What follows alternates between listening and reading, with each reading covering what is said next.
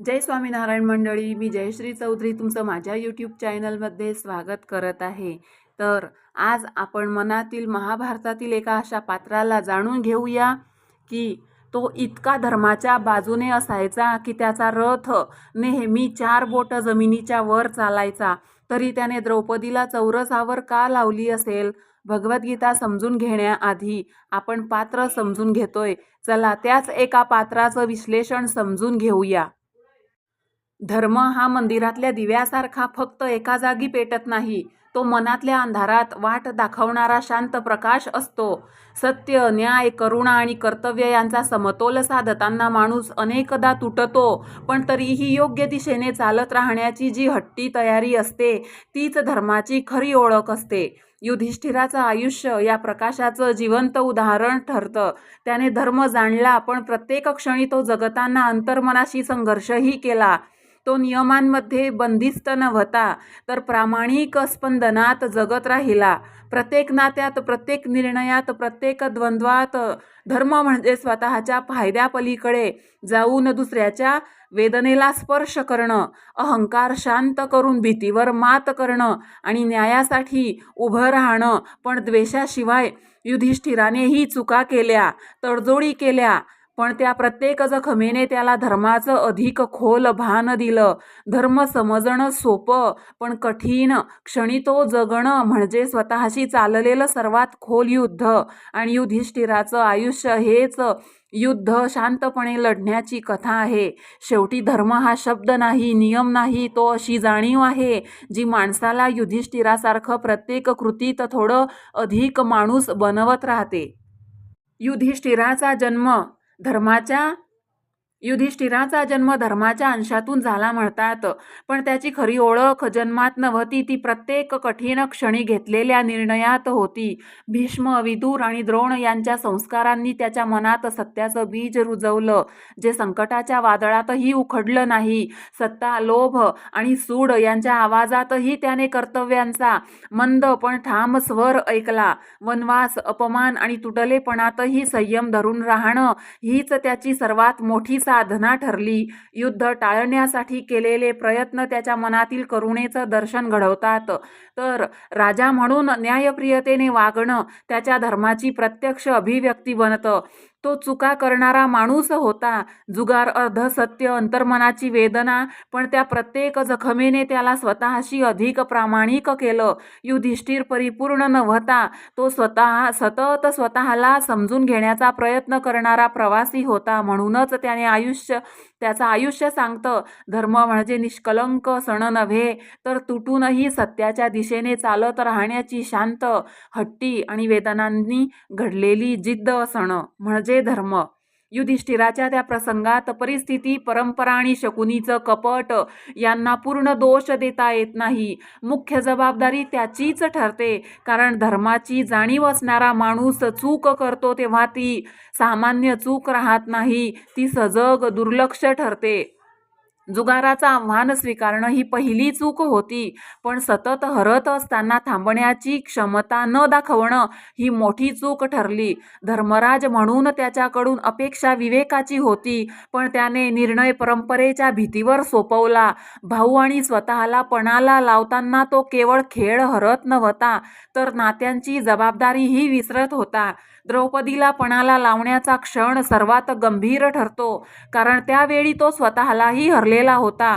म्हणजे ज्याचं स्वतःवर मालकी हक्क उरला नव्हता, त्याने दुसऱ्याला पणाला लावणं नैतिकदृष्ट्या स्वीकार्य होतं. इथे युधिष्ठिराची चूक परिस्थितीची नव्हे, तर निर्णय क्षमता गमावण्याची होती.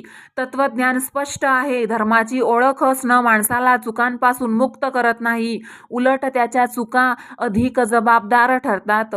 महानतेच्या नावामागे घेतलेले चुकीचे निर्णयही गंभीर परिणाम घडवतात. विवेक हरवण्याचा क्षण हा कोणत्याही माणसाच्या पतनाची खरी सुरुवात असतो. म्हणून युधिष्ठिराचा हा प्रसंग सांगतो, धर्मराज असणं ही पदवी नव्हे, ती प्रत्येक क्षणी योग्य निर्णय घेण्याची जबाबदारी आहे. आणि त्या दिवशी युधिष्ठिर त्या जबाबदारीत अपयशी ठरला. अश्वत्थामा मेला. युधिष्ठिराला अर्धसत्य का बोलावं लागलं आणि हे योग्य होतं का? मुळात नाहीच. ती युद्धाची कठोर गरज होती. द्रोणाचार्य रणांगणात अजिंक्य ठरत होते आणि हजारो सैनिकांचा विनाश होत होता. त्यांना शस्त्र खाली ठेवायला भाग पाडल्याशिवाय युद्ध थांबणार नव्हतं. म्हणून कृष्णाने युक्ती सुचवली. शेवटी त्यालाही अन्यायावर न्यायाची स्थापना करायची होती. युधिष्ठिर पूर्ण खोटं बोलला नाही, पण त्याचं सत्यही अपूर्ण होतं. अश्वत्थामा मेला हे तर खरं होतं, पण तो हत्ती होता. धर्म नष्ट झाला का? महाभारत इथेच सूक्ष्म प्रश्न उभा करतो. धर्म म्हणजे केवळ शब्दाचं सत्य नसून व्यापक न्याय आणि परिस्थितीचं भानही आहे. युधिष्ठिराने शब्दाच्या पलीकडे पातळीवर तडजोड केली, पण उद्देश युद्धातील विनाश थांबवण्याचा होता. तरीही या कृतीची किंमत त्याला मोजावी लागली. त्याच्या रथाची चाके जी जमिनीपासून नेहमीच वर राहायची, ते त्या दिवसानंतर जमिनीला लागले. हा प्रतिकात्मक अर्थ आहे की त्याच्या सत्यप्रतिमेला तडा गेला. म्हणजे धर्म पूर्ण नष्ट झाला नाही, पण त्याची शुद्धता मात्र संपली. कधीकधी धर्म आणि सत्य सरळ रेषेत नसतात. युद्ध, कर्तव्य आणि परिणाम यांच्यामध्ये माणूस अडकतो. युधिष्ठिराने धर्म सोडला नाही, पण त्या दिवशी धर्म जगताना त्याला स्वतःच्या अंतर्मनाशी संघर्ष करावा लागला होता. युधिष्ठिराकडे मानववंशशास्त्रीय नजरेतून पाहिलं तर तो त्या व्यक्तीपेक्षा एका काळाचा आरसा वाटतो. क्षत्रिय राजघराण्यात वाढताना सत्ता, प्रतिष्ठा, वचनपालन आणि सार्वजनिक प्रतिमा यांना दिलेलं अतोनात महत्त्व त्याच्या स्वभावात खोलवर बसलं. त्यामुळे जुगाराचं आव्हान स्वीकारणं आणि शब्द पाळण्यासाठी स्वतःला वेदना देणं ही केवळ वैयक्तिक चूक नव्हती, तर त्या संस्कृतीने घडवलेली मानसिक चौकट होती. समाजाने दिलेल्या भूमिकांनी त्याच्या निर्णयांना दिशा दिली आणि त्या भूमिकांच्या ओझ्यात त्याचं अंतर्मन अनेकदा दबून गेलं. धर्म, सत्य आणि न्यायाचा आग्रह असतानाही जुगारात अडकणं, अर्धसत्य बोलणं आणि भावनिक दबावात निर्णय घेणं हे दाखवतं की माणूस कितीही आदर्श मानला गेला तरी तो सामाजिक अपेक्षा, संस्कार आणि परिस्थितीच्या गुंतागुंतीपासून पूर्णतः मुक्त नसतो. युधिष्ठिराचं व्यक्तिमत्व इथे एक कठोर तत्वज्ञान उभं करतं.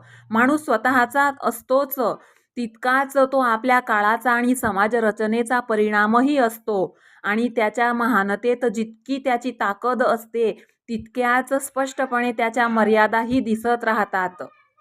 मंडळी, युधिष्ठिर हा नैतिक आदर्श आणि मानवी कमजोरी याच्यातील संघर्षाचं जिवंत उदाहरण आहे. तो दाखवतो की समाज प्रत्येक व्यक्तीवर काही भूमिका लादतो. राजा, भाऊ, पती, योद्धा आणि त्या भूमिका निभावताना व्यक्ती अनेकदा अंतर्मनाच्या सत्याशी संघर्ष करते. त्याचं आयुष्य सांगतं की धर्म म्हणजे स्थिर नियम नव्हे, तर सतत बदलणाऱ्या परिस्थितीत योग्य निर्णय शोधण्याची प्रक्रिया आहे. म्हणूनच त्याच्या चुकांमुळे त्याची महानता नाकारली जात नाही. उलट त्या चुका दाखवतात की नैतिकता ही जन्मजात नसून अनुभव, अपराधाची जाणीव आणि आत्मपरीक्षणातून विकसित होत जाते. माणसाला यातून शिकण्यासारखं म्हणजे स्वतःला परिपूर्ण समजण्याऐवजी आपल्या निर्णयांवर सामाजिक दबाव, भूमिका आणि भावनांचा प्रभाव ओळखणं, बाह्य प्रतिमा जपताना अंतर्मन हरवू न देणं, नियमांपेक्षा विवेकाला प्राधान्य देणं आणि चुका झाल्यावर त्याची जबाबदारी स्वीकारणं ही युधिष्ठिराकडून मिळणारी खरी शिकवण आहे. त्याचं व्यक्तिमत्व सांगतं, महानता म्हणजे कधीही न पडणं नाही, तर प्रत्येक पडीनंतर स्वतःच्या सत्याशी प्रामाणिक राहून पुन्हा उभं राहण्याची क्षमता. मंडळी, आपण श्रीमद भागवत गीता समजून घेण्याच्या आधी महाभारतातील प्रत्येक पात्र समजून घेत आहोत.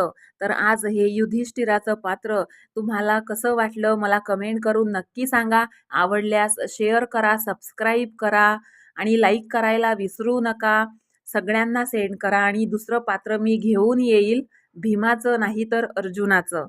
तोपर्यंत तुम्ही काळजी घ्या. जय स्वामीनारायण, जय कष्टभंजन देव. राधे राधे.